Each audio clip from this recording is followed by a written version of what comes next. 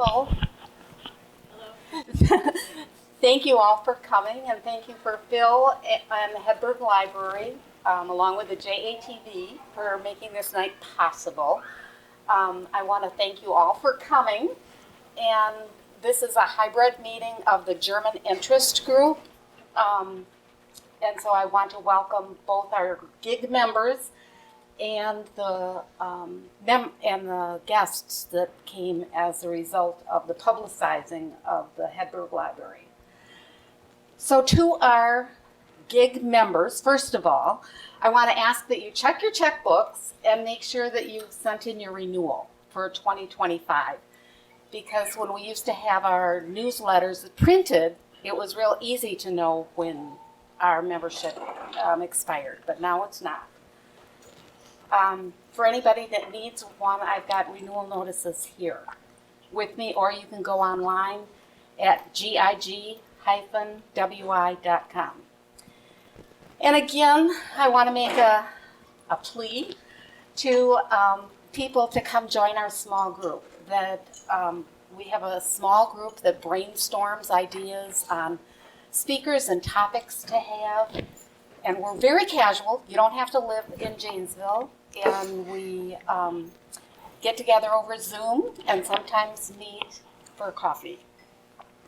So our speaker, now I want to introduce Barbara Bendlin, who will take us on her hiking adventures in the Alps of southern Germany. And her presentation will also include her 2 visits to her relatives in Hanover, Germany. And she was the first American to connect with her ancestral family in Germany after 140 years. And I can only imagine that reunion. You can ask questions during the presentation, but we will have a formal question and answer period later, after the presentation. So Barbara, thank you, and take it away. Und danke. Guten Abend, meine Damen und Herren. Ich spreche Deutsch die ganze Zeit, which I just said I'm going to speak German the whole time. No, I'm not. I do speak some German, but I'm not fluent enough to speak, and I know you're not. So tonight you're going to see a part of the world that I just love. It's mostly in southern Germany, mostly in the Alps, because I'm a real alpine girl. I've been to that area 3 times, and we'll get you started with 1975. So there's me 50 years ago. I went with a group of 35 UW-Stevens Point students for a semester abroad. And that's the first time I had experienced Germany. And we were living in Munich, but we traveled quite a bit. And my favorite area of Germany was the southern part, which was the Alps. And you can see the Alps in the background there. A little bit about Germany itself. How many of you, by the way, have been to Germany? Quite a number of you. Almost half of you have been there. Okay. So here's a map of Germany. And I was kind of surprised to learn this. It's about the size of Montana. But instead of 1 million people, there's 85 million people that live there. Now, you wouldn't really notice that as you travel around because the population centers are fairly dense and concentrated, and there's still a lot of rural area. This part of my program is going to be concentrated in the very southern part of Germany. I hiked around the mountain called Zugspitze, which is in the Alps. It's on the Austrian border. And then we also went to a small town called Füssen. The trip that I'm going to talk about first happened in September 2022. It was an in-to-in hiking trip, which means that you contract with a company. In this case, the company was the Natural Adventurer. They book all of your lodging, and they take all of your luggage from place to place. So basically all you need to do is carry your day pack and your food and go from place to place. They provide very detailed maps of all the hiking that you're going to do, and they've also paid for some of the transportation that you might need in various places. I thought that it was a very reasonable price. It was 670 euros per person for 6 days for them to do all the organizing and transport, and I thought it was well worth it. A little bit of background about me going there. First of all, I had this interest in Germany because I had been there 50 years ago, 48 years at the time, and always wanted to go back. And then, for those of you that know me, in 2018 I was diagnosed with pancreatic cancer, and I am now a pancreatic cancer survivor, but I swore that if I made it through that horrible disease, I was going to start doing things I really wanted to do. And so going in 2022, I call it my Cancer Victory Tour. My husband wasn't interested in going, and I had a daughter that was planning on going. She was 40 at the time, and so we were going to do this Indian hiking together. Well, it turns out that that summer she came down with some foot ailments that she could hardly walk. And we were going to go in September, and I kept waiting and waiting and thinking her feet would get better, and they didn't, and they didn't, and they didn't. So about 2 weeks before I left, we decided she couldn't go. And then I thought, well, what am I going to do without a hiking partner? And I knew that I'd have the maps and everything, but it wouldn't be very much fun. And so I tried to think of who could possibly want to go with me on a trip like this. So I had a friend named Diane who lived in England that I had done a lot of hiking with in the past. And she's a very active person. I called her, Diane, you want to go on a hiking trip with me in Germany? And she says, sure, but I have jury duty. And so this is 2 weeks before we leave. She writes to see if she can get permission to delay her jury duty. She pulled the cancer card. She said, it's with my friend that has had cancer and is recovered. And they let her out of jury duty. So Diane was the person who came with me. That's Diane. I met her at the Munich airport. And we started our hike in Garmisch-Partenkirchen. How many of you have been to Garmisch-Partenkirchen? Okay, it's on the northern side of the Alps. It's a ski resort, basically. Beautiful place. And there we are, just getting started. And within about half an hour, we entered Parnack-Klamm. Watch for the word Klamm in the rest of my program. Klamm is the German word for gorge. And for about a half a mile, we were walking through this very narrow gorge with rushing water, and there was lots of water coming down the sides of it. You can see that Diane has her raincoat on because you're getting all wet from the gorge, and it was just stunning. And I thought, boy, if this is what the rest of the day is going to be like, this is going to be a super hike.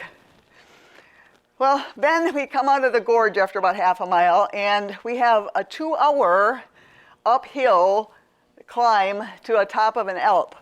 Diane plays tennis every day. I don't. And so she was always like way ahead of me, and I was going, Diane, I got to stop and have a drink of water. And so I was stopping a lot, and she was trucking on ahead. But it was about a 2-hour, nice switchbacks, but it was a fair amount of elevation to get to. Well, first of all, we are seeing these beautiful little flowers. Now, most of you probably know a spring crocus, right? But there's also autumn crocus. And these autumn crocus were dotting the hillsides everywhere we went. And I looked them up, they are native to the Alps. And along the way, we would see cows roaming freely and sheep and goats roaming freely, and they all had little bells on them so that their owners could find them. So, you know, it's really Heidi land. You're walking in this beautiful area, and there's this tinkle, tinkle, tinkle, tinkle.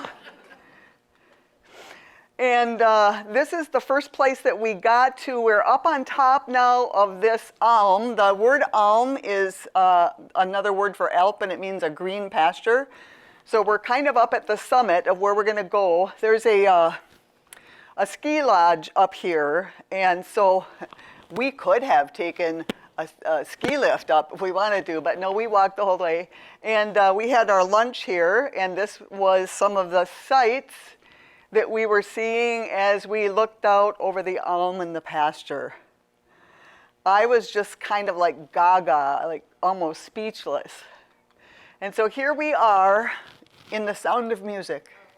The hills are alive in the sound of music. It was just gorgeous. So I didn't mind that I had to walk 2 hours uphill.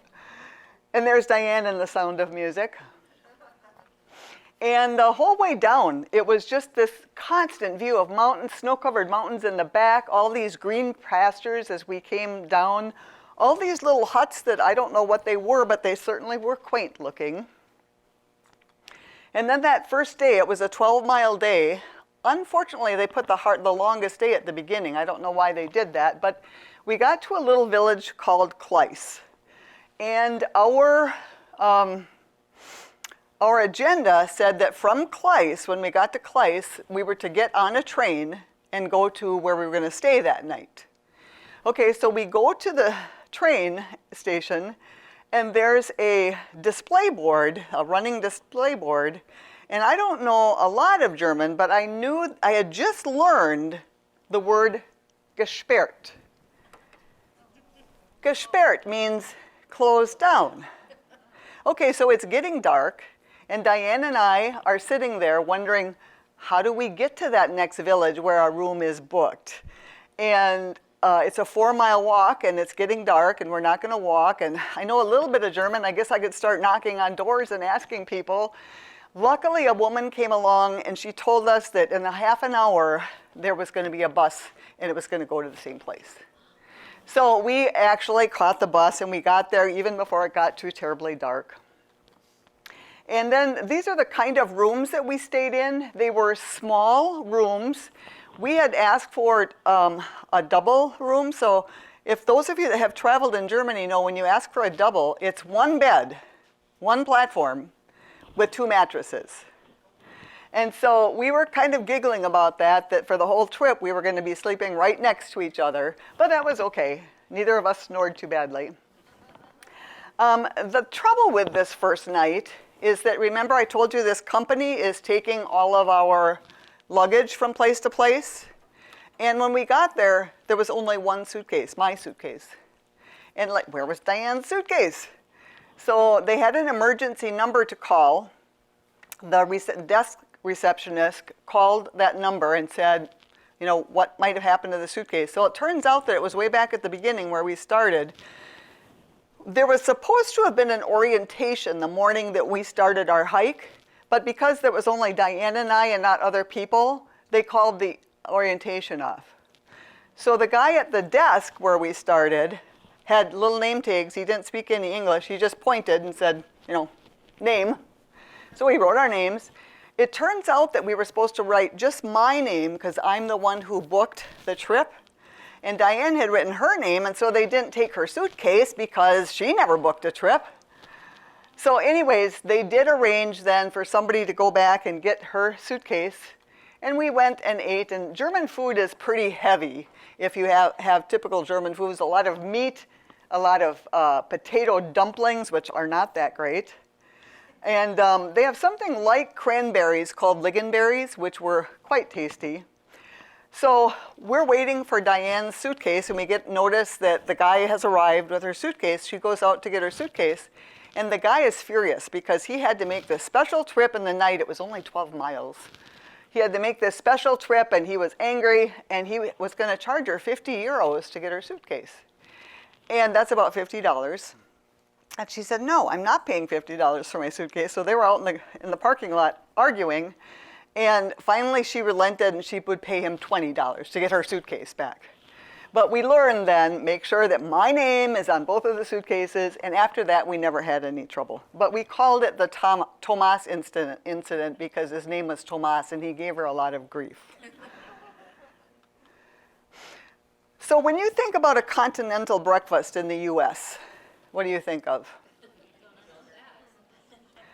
Maybe a little waffle, maybe a little packaged muffin.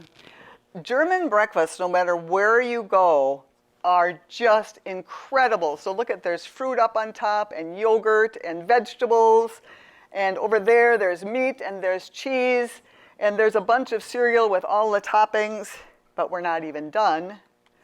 because there's also all kinds of breads and all kinds of toppings for the breads, and then some more meat, and that one even had some salmon, I think it was on. They're just incredible. So we would eat huge breakfasts, and we would take maybe some bread and cheese along for a lunch, and we were good for the day. The first town that we stayed in after Garmisch was a place called Mittenwald. Has anybody been to Mittenwald? You have, okay. Beautiful little town, and it's kind of known for two things. They make violins there, and a lot of their homes have this Luftmalerei, which are mural paintings.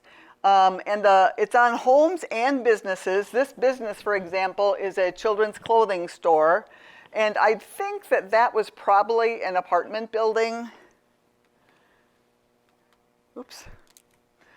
And again, some of them are religious scenes, but some of them are just worker scenes too. Just really interesting. If you wanted to just take a lot of time to walk around town, so many of the buildings had this. So we start out the next day, and I wanted to point out here, have any of you walked the Camino in Spain? Do you know about the Camino in Spain? It's a 500-mile walk from the border of France, French and Spain border, all the way to Santiago de Compostela.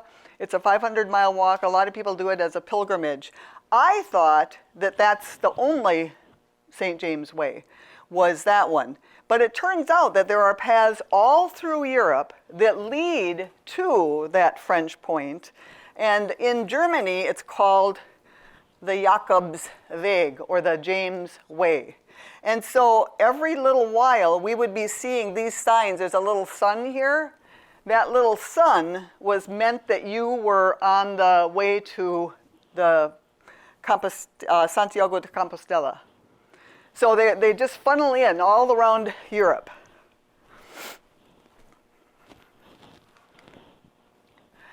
This day was an interesting day for this walk.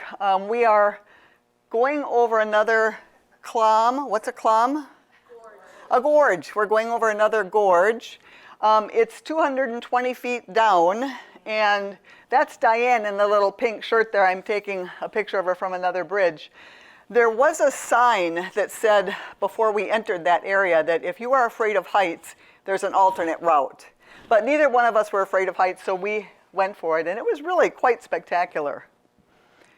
The rest of that day, we were surrounded by mountains as we walked up a river valley. That was our lunch spot for that day.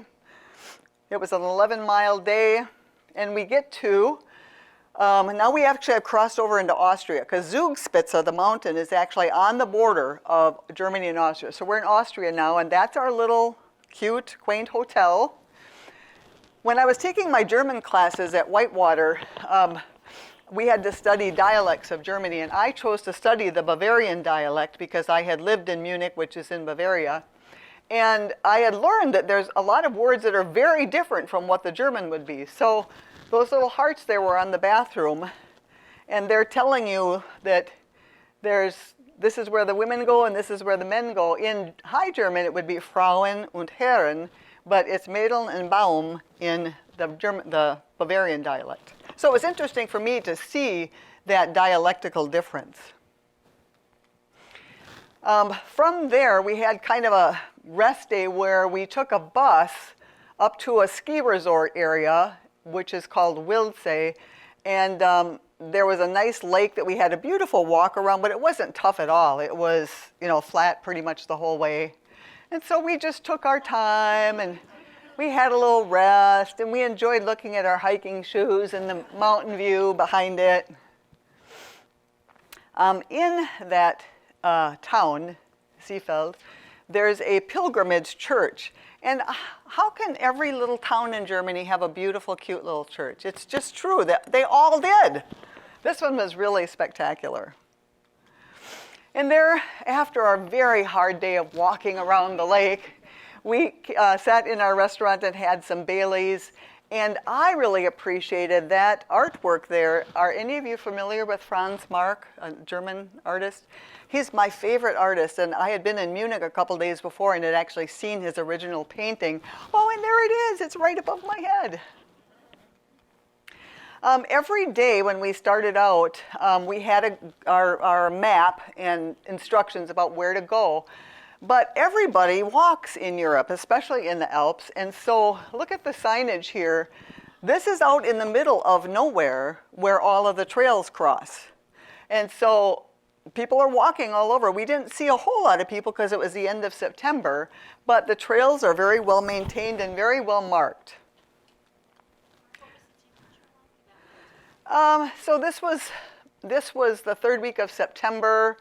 It was probably in the 60s. It wasn't terribly cold. There were days when we didn't need our coats at all. But look at the scenery that we get to see as we hike around. The tour company had arranged that if there were very steep either ascents or descents, we could take a cable car. And so this was a cable car that took us over a very, very steep part, and then we continued on to walk the rest of the way. And these, again, these little huts were everywhere, and I don't know what they are. Does anybody have any knowledge of why these little huts were all over the place? I see that they had firewood stored there, so people actually did use them. Do people pitch tents and hike and sleep outside? That would be for a fire, a campfire? I don't think so. There weren't camping areas officially. No, no. Oops. Okay, so here is now our last town that we're going to stay in, called Erwald. It's in Austria. This is the view from our bedroom window, and the mountain behind is Zugspitze. And we're on our 4th day of hiking now, and we knew that the next day we were going to end up at the top of that mountain. So are we going to climb that whole thing? No, there was part of the trip was that you would take a cable car a certain way and go to the very top. However, there was about a 4-mile hike from here to here before you got the cable car. And I just had trouble keeping up with Diane, and I just thought, no, I don't want to do 4 miles of uphill again. So at the bus stop, we meet these two, and they said they were going to take a bus stop. They were going to take a bus to a different cable car that went halfway up. And they said, didn't you know that there was a cable car that will take you up to the other cable car? We said, well, isn't that nice? So we skipped that part of the hike, and we went on 2 cable cars to get to the very top of Zugspitze. And way down here somewhere is the little town that we were in. It's very cold up there. It's middle to September. It's about 10,000 feet, and it was very, very cold. And you can see that even that wooden guy is pretty much frozen to death. The summit of Zugspitze is actually right on the Austria-Germany border, and so you can have 1 foot in Austria and 1 foot in Germany right at the top of the mountain. And we stopped and we enjoyed the view, and we had some, are you familiar with the word Kuchen? It means cake. Yeah, we had apple cake with vanilla sauce and some hot cocoa, and we just sat and really enjoyed the view of the cable car ride that we took up. Once we're way up on top, you get a view of what's down below, and here's a lake called Eibsee. You would have to take another cable car down because it's too steep to go down any other way. So we're taking a cable car which stops half the way down, stops at Eibsee, and at Eibsee there was a 4-mile hike around the lake, which was part of our trip. It was just gorgeous, and that color is not doctored at all. It's a real turquoise color because a lot of the water is coming from snowmelt, and that's what glacial water looks like. We're done with the official hiking trip now, so Diane and I wanted to do a couple more days of just bumming around southern Germany. We went to an area called Füssen, and it's interesting in Germany, you can walk almost anywhere, in farmers' fields, just almost anywhere. There's no fences that will guard. And so there's paths that you just walk around. And here's, while we were in the area, on the outside of almost every little town, there are what's called Schrebergartens. or allotment gardens. For people that live in town and don't have any room to garden, they will have these little garden plots outside of town, and they have their gardens there. They're allowed to build little structures on the Schreber gardens that have to be a certain size. They can't be too big. You can't live in them and you can't stay overnight in them. So basically they're for your friends and family to come and hang out and help you with the gardening and maybe have a party and then go home at night. And here's why we're in Fussen. You've probably all seen the picture of this castle, but we wanted to see it in person. Built by King Ludwig, fairy tale King Ludwig II, also known as Mad King Ludwig, who they claim was mad, but it was mostly because he had all of these outlandish ideas for buildings that he wanted to build that cost lots of money, and they eventually deposed him, and he committed suicide soon after that. But anyways, that's supposedly the model for the Disney castle. That was pretty much the end of the hiking trip then. In 2024, so just a couple months ago, that daughter that had the foot problems is a little better now, so she came with me this time. And we again stayed in southern Germany. This time we're in Freiburg, which is on the France-Swiss border. And then we went to the southeast side of Germany to the national park called Berchtesgaden, which is on the Austrian border. So here we are in Freiburg, and that's Leah, finally able to come with me. The peach-colored building behind is the hotel we stayed in, and they claim that part of the lower level of the hotel actually dates from the 1100s. The Münster Cathedral is kind of one of the focal points of Freiburg. So we were up high, and boy, you can see that cathedral from miles away even. And then also in the very background, you're seeing what's called the Black Forest. Those are fairly large hills, all forested with evergreen trees, thus called the Black Forest. One of the interesting things about Freiburg is it has these water channels all through the old city. Originally, these water channels were to bring water from up in the hills down to the city back in the Middle Ages. And then they kind of fell into disrepair, but the city decided to build them up, and now it has become a tourist attraction. And as you can see, they sell little boats for the kids to use in the Bekla. And if your feet are really hot and tired, and Leah still does have some foot problems, so we did stop a couple of times and used it for soothing her feet. The right-hand picture, we came across on Friday night a bunch of people with their feet in the Bekla, and they were having a picnic. I mean, there was probably 60 or 70 people there. And we read that 4 times a year, the local restaurants will provide picnic baskets for people to sit at the Bekla and have their picnics. Leah is a mushroom expert, and so everywhere we went, she was looking for mushrooms. And one of the nice things about hiking with Leah versus Diane, tennis player, always heading out, going fast. Leah, slow, stopping to take pictures. I never had to worry about keeping up with her. And she met this cute little slug one day. These slugs were amazing. They were such a bright orange, and some of them were like 4 to 5 inches long. I'd never seen anything quite like it. We also came across an area where a very famous wood sculptor had created a bunch of wooden sculptures. And then, after 5 days in Freiburg, my 2 nieces joined me. So there we are at the Munich airport, and we're picking up my 2 nieces, and they're coming to join us for another week. And we go to a little town called Ramsau in southern Germany, and that's a town about the size of Orfordville. And this is the place that we're staying. A Ferienwohnung is a vacation apartment, and so we had a little apartment in this building. This is the front of the building, and then this is the back of the building. And our apartment was up here, and we've got that nice little balcony. And there we are, the 4 of us, enjoying our balcony and our view. And here's the view from the balcony. This place had a small farm where they had goats and sheep and lambs and rabbits and donkeys, But it's really interesting to kind of just observe the animals behind there. This is the view from our bathroom. Not bad. This is the view out the front door.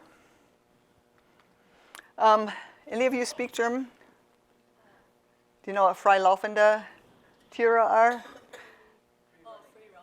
Free roaming animals. And again, they're not penned in here. The cows, the local cows, were just hanging out, and they all had their little tinkly bells on so that they could be found. We decided that seeing we were in Heidi country, we would all make pigtails. So Leah always wears her hair in pigtails, but the rest of us had pigtails. Look at my short little hair. There's not enough hair for a pigtail, but we made it for that day. This is why we went to Ramsau. So how many of you have heard of Ramsau before? No one, right? Okay, it's a little town, like I said, the size of Orfordville. So why would you go there? Well, I belong on Facebook to a group of travels in Germany, and they always had this picture of this beautiful church. And so I thought, I'm going to go see that. Well, that's my picture of that church, and it's just as good as any of them I was seeing on Facebook. And there's the rest of us all enjoying the church view. This is a public building in Ramsau. Guess what it is? Restaurant? Restaurant? Community center? Library? Store? Gas station. Oh, Even their gas stations are beautiful. One of the days that we're in this area, there's a lake called Königssee, which in English is the King's Sea, or the King's Lake. And we take a boat ride to the other end.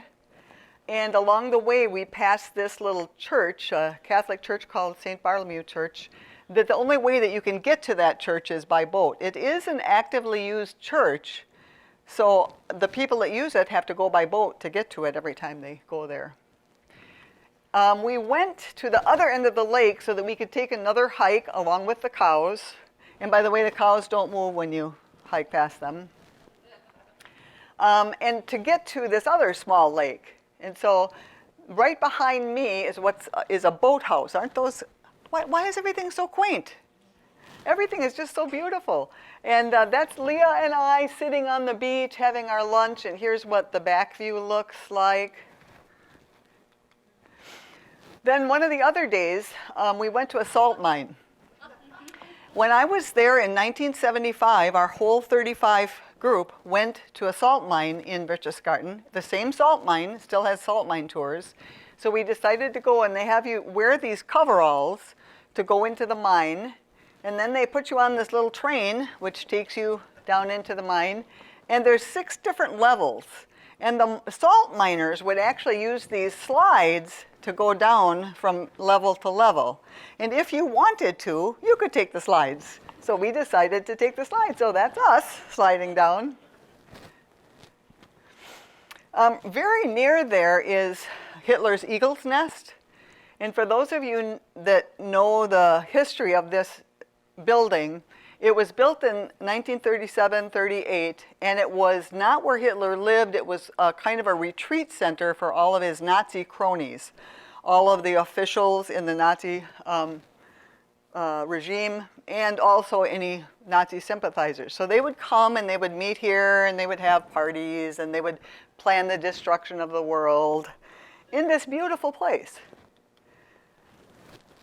So to get to the eagle's nest is way up on top of that. To get to that, you go into this tunnel-like thing, and then there's an elevator that goes 400 feet up to get to the eagle's nest. Inside, there's a nice atrium where you could sit and smoke your cigar and plan the destruction of the world while you were looking at Königssee and all those beautiful mountains. It just seems so ironic. The red fireplace in the building was given to Hitler by Mussolini. Now the eating area is actually a restaurant for tourists. Funny things about not knowing the language for sure. So we heard that there was an ice cave to go to, and we wanted to go to it. So we were in this little town that a lot of people in the little towns don't speak any English. So I went and I asked directions for the ice cave in my German. And she right away got really excited, and she started to speak very fast in German. And I have been doing Duolingo, learning German, and one of the words that kept coming up was Hubschrauber, helicopter. Why would I ever use the word Hubschrauber, right? And then there's another word that kept coming up in Duo, gefährlich.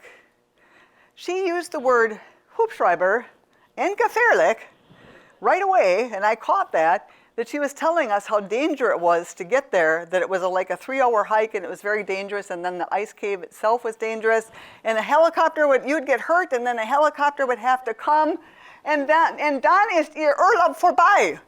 Then your trip is over. So we decided not to go to the ice cave. Instead, we went to Ambach Klamm. Lots of gorges in this area. Again, beautiful waterfalls.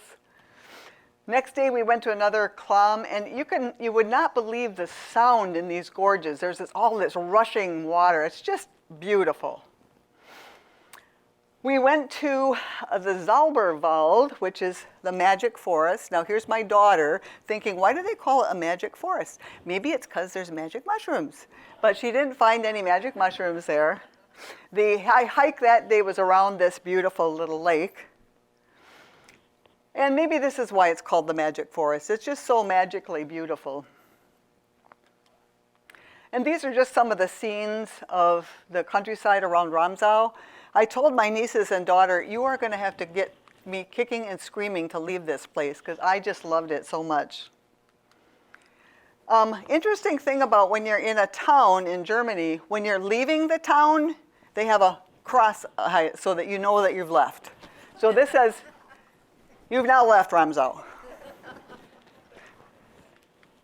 So that's the beautiful pictures of my program.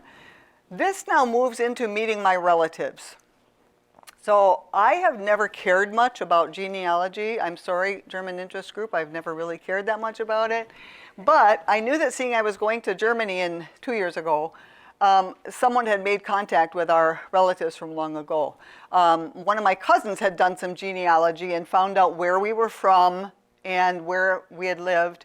And then a nephew of mine, who's a television journalist, did some digging and found that there was an Elmhorst, which is my maiden name, in Hanover that had a business. So he contacted that person, and they had lots of conversations, and that was about 10 years ago. So I said, hey, Rick, my nephew, can I get their contact information? I'd like to go see them.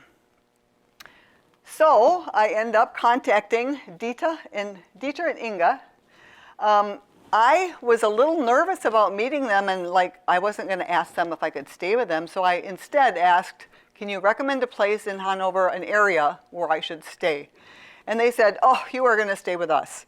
We are part of what's called the Friendship Force. I don't know if any of you have heard of that, but it was started by Jimmy Carter, and it was an organization to help people know each other internationally. So they've hosted lots of people, and they were very happy to have me come and visit. I had also just had my wallet stolen a couple days before that. So here I am coming to my relatives I've never met, and here's this American that doesn't have any money. So I had to tell them that I didn't have any money. Luckily, a friend of mine a couple days ago had lent me some money, but I just thought, oh my God, they're going to think I'm scamming them. But they treated me beautifully. So every morning I had fruit, and this is called Brötchen, little bread rolls that she got fresh from the bakery every day, tea, yogurt. I had my own little room to myself. The very first night that I was there, there's Dieter and Inga, and there's their son, and his wife and daughter were having a birthday party. So right away when I got there, I got to go to the birthday party. The next day we met his other son, Dirk, and his wife Marlis.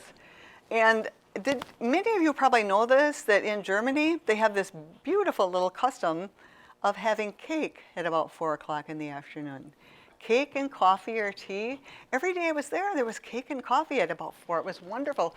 Marlis had actually made both of these cakes. They took me to a little town near them called Celle, which had 500 of these Fachwerkhäuser, which are these half-timbered houses. They showed me, before there were euros, the money was Deutschmarks, and they showed me that on the former Deutschmark, there was the name Elmhorst. So it's right here.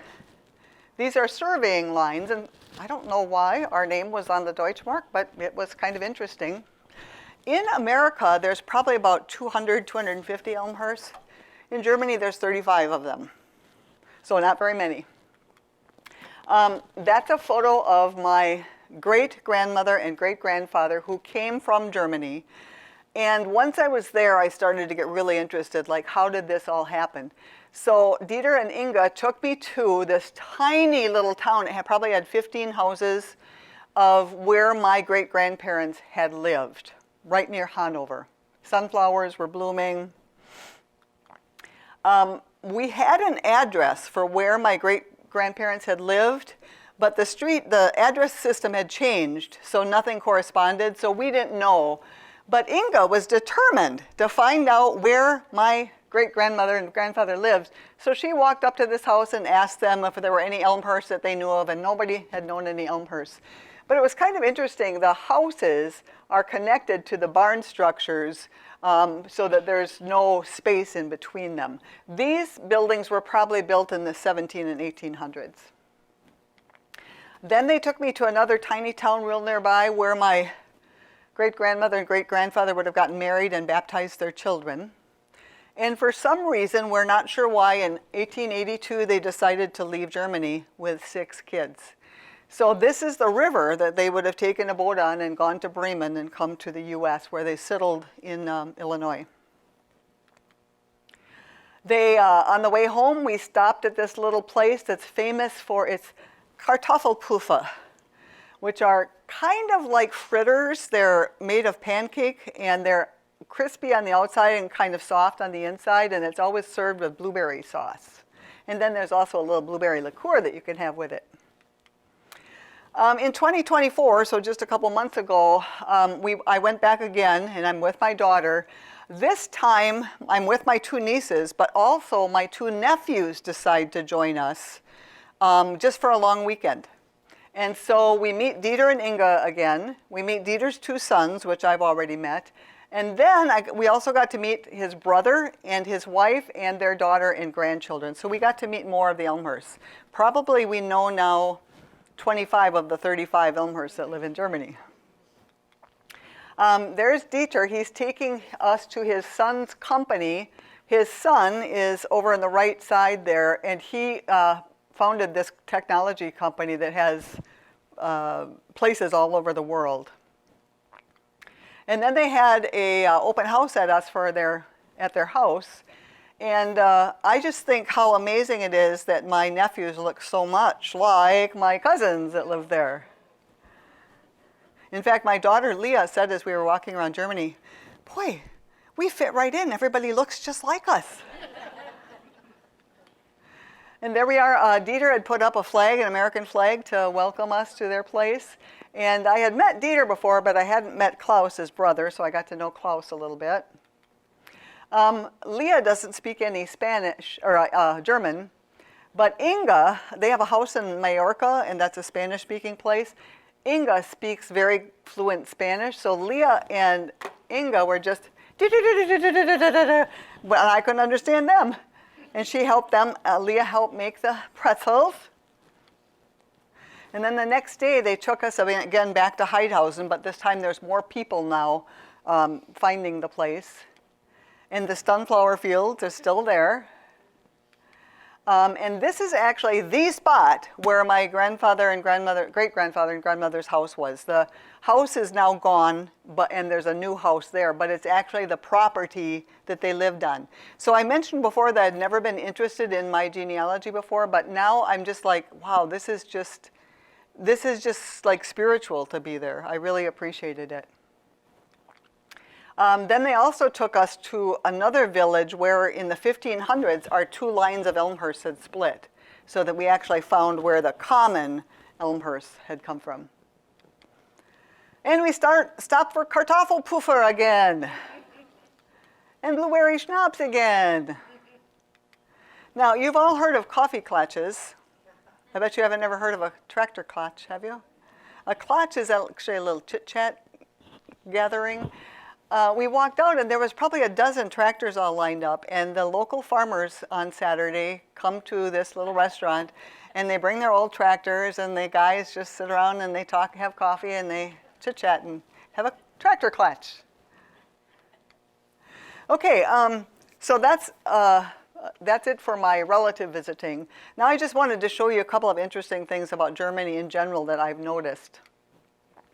First of all, they take their beer really seriously, and the glasses that you get your beer served in will tell you what kind of beer that you're drinking. So those narrow ones with the flame on, those are for Pilsner. And then the one over on the other side, that's a Kultz glass. So you can tell what somebody's drinking by the shape of glass that they have. When I had studied the Bavarian dialect, I had learned about a food called Obatsta. And that's that lump of stuff there that's mostly butter, I think, butter and cheese and paprika that you eat on your pretzels. And I wanted to try it, but I wouldn't recommend it. It's not that great. One of the things, too, is that their drinks were different than what we have as far as their offerings. Have you ever had rhubarb juice? That was a real popular bottled drink there. And if you sit down at a restaurant, you will never get a glass of tap water. They will instead offer you to have either Sprudelwasser, which is carbonated water, and that's what most people drink, or Stilles Wasser, which is non-carbonated, but you do have to buy your water. Wurst or sausages are a really big thing in Germany. Look at all the different kinds in that one photo. And down in Freiburg, they have one called the Lange Rote, the long red. So I had to try one of those. And their bakeries are they're just pictures of art. They decorate things so beautifully. And one of the things I like about it is that they're not terribly sweet. They're sweet, but not like sickeningly sweet like a lot of our bakery is. Käsespätzle is something that's very traditional in southern Germany. It's kind of like macaroni and cheese, except it's way better than that. This was something that I hadn't seen the first time I was in Germany. It's called Gemüsesülze, which is vegetables in aspic, and you can go to the deli and they'll slice it off for you and give you a slice of Gemüsesülze. The people I was traveling with didn't think it was very good, but I ate it. I thought it was one way to get my vegetables. Hearty soups are very popular, and gemischte Salat. So gemischte Salat are, the middle is lettuce, but then all the vegetables on the outside are pickled. So a lot of the vegetables they serve you in Germany are pickled. And Flammkuchen is something that's more popular in the northwestern part of Germany and also in France. It's kind of like a flatbread pizza, but it's got a cream sauce. This I found really interesting. When Diane and I were traveling, we'd go to the grocery store, and instead of getting eggs to cook, we would get hard-boiled eggs, and you could tell that they were hard-boiled because they were colored. Outdoor markets are very popular, and it's not just a weekend thing. It's often every day they've got a market. Look at all the mushrooms there. I think there's more than a dozen kind of mushrooms. Leah was very excited about that. And the flower markets are all along with all the vegetables, just gorgeous.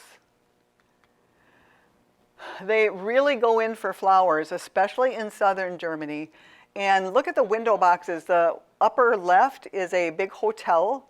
The lower left is some kind of business, and then the right is actually a men's clothing store in Munich that has this. And it's like, wow, who waters those every day? The cemeteries are also very attractive in many places. I also like the name for cemetery, Friedhofe. Fried means peace, and Hofe means a yard, so they're peace courtyards. But look at the gorgeous way that they decorate with flowers for the graves. Train travel in Germany is very prevalent. Most of the time I was in Germany, I went by train. The Germans complain all the time that they're not on time, that this and that and have that. Da, da, da, da.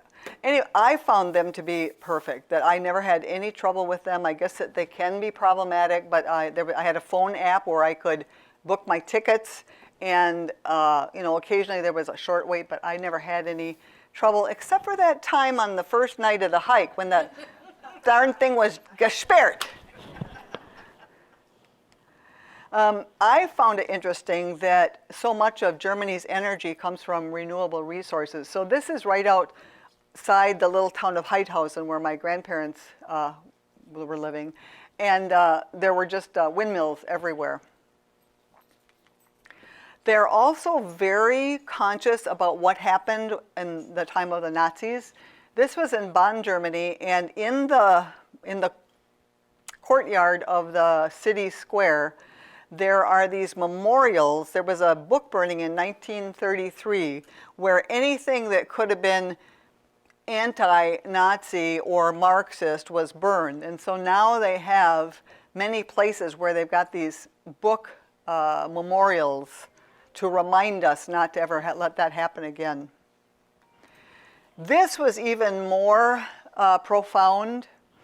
These are Stolpersteine, and there's over 100,000 of these around Europe. They are usually put in front of a doorstep where there had been a Jewish person living that was murdered in the World War II. So what this says is, here lived Adele Hyman. It gave her birth date of 1886. She was deported to Izbeka, and she was murdered there. And so it's a very poignant reminder of their history, and they're not afraid to tell you about that history. I learned about this in my German class, that if you get an unfurnished apartment in Germany, it doesn't come with kitchen cabinets. So this was an Airbnb that I stayed in with some Americans, and I said, did you guys have to get your kitchen cabinets? They said, oh yeah, we had to measure and we had to get our kitchen cabinets. I don't know why they do that, and like when they move out, what are they going to do with those kitchen cabinets? But it was true. Biking is really big in Germany, and in the cities, they have bike lanes as part of the sidewalk. And I didn't know that, so the first couple times I was walking, I almost got run over by bicycles, but you can see there's kind of a difference in texture so that you know where the bicycles are going to go. And last but not least, if you have lost your wallet and you don't have money, you may not be able to use the public restroom because you have to pay to use any public restroom. And so when I was with my relatives, I was still going to be traveling for a while. I had some cash, but I didn't have any coins. And so I said, could I please just have a couple coins so I can go to the bathroom? And so, yeah, be expecting that. So das ist alles. That's all.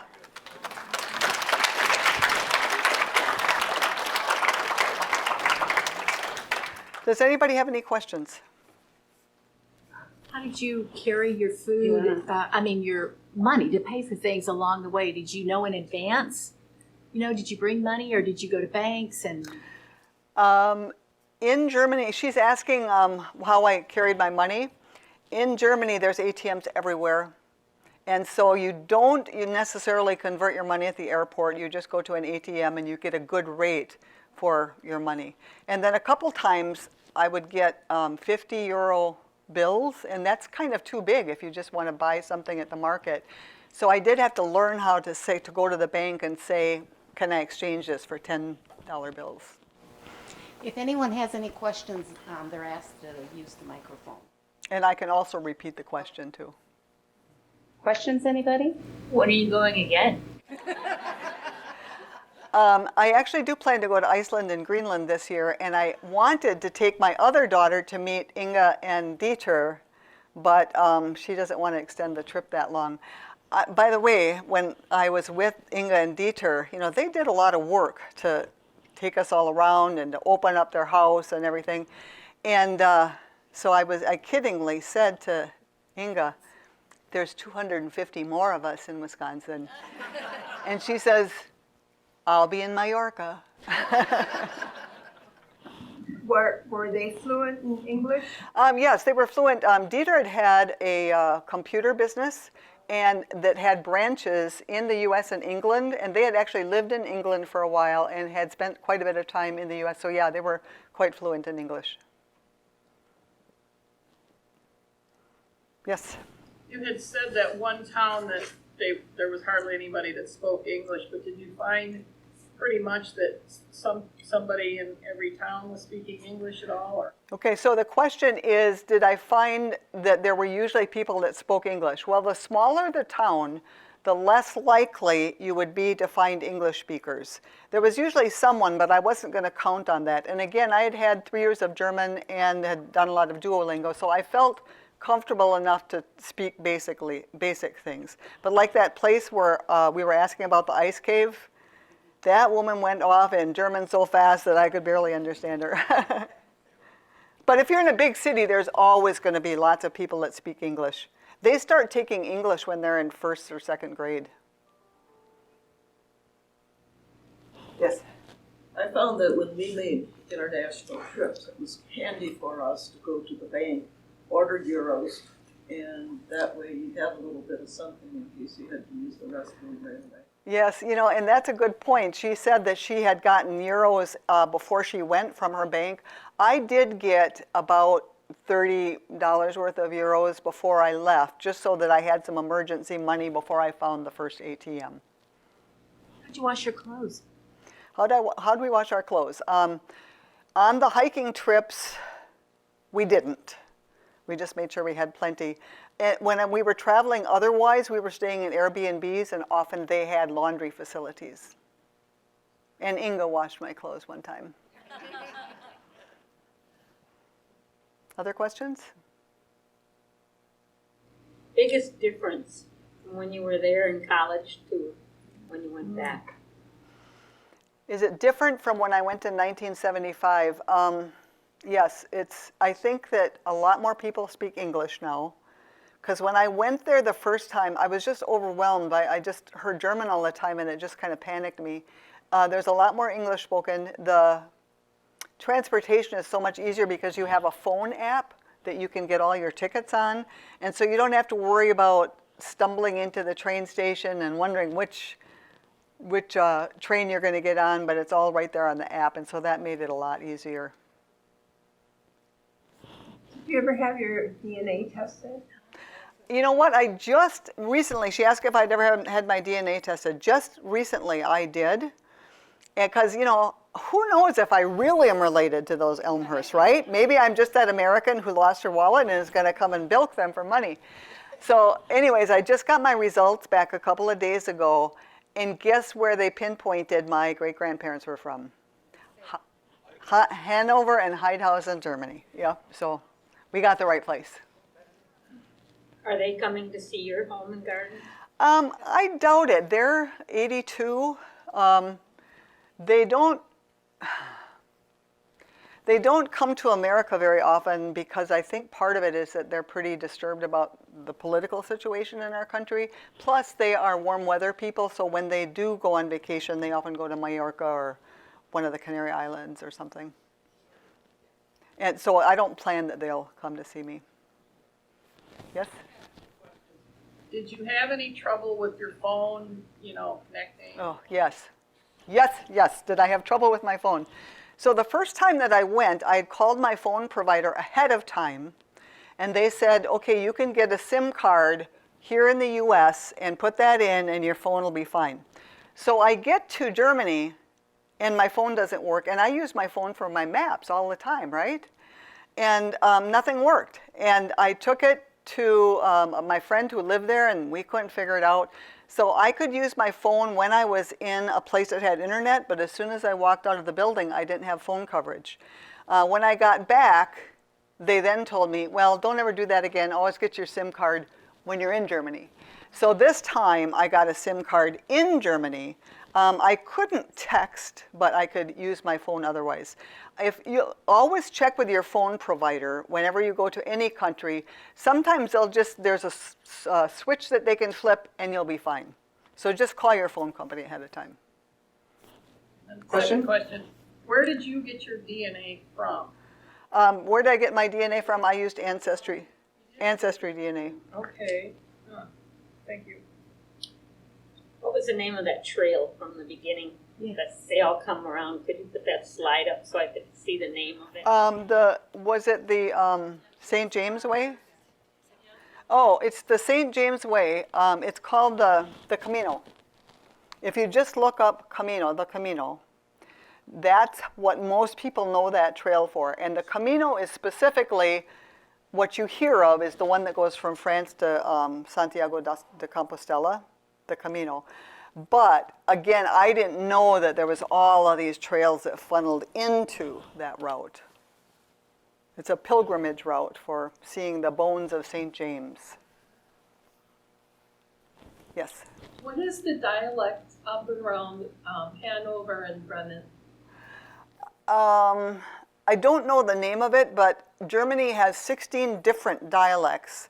And they're not just ways of pronouncing words. It's often very different words that they use. So often one dialect can't really understand the other dialect. But most Germans now speak High German, and they can understand each other well. It turns out that the speaking of High German is supposed to be the most perfect in the Hanover area.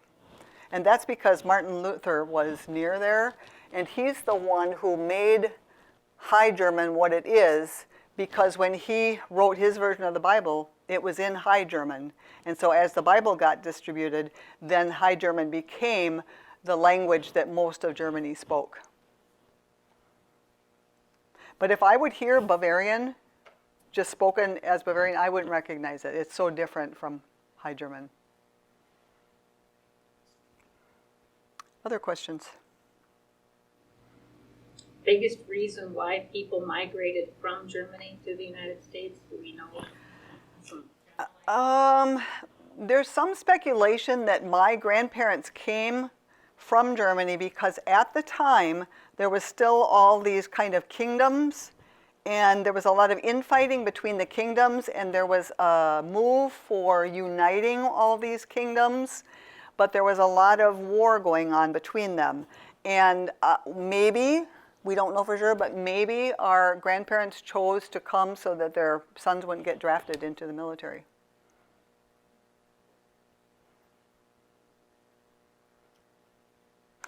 Thank you for coming, and thank you for being an attentive audience. I really appreciated you coming out tonight.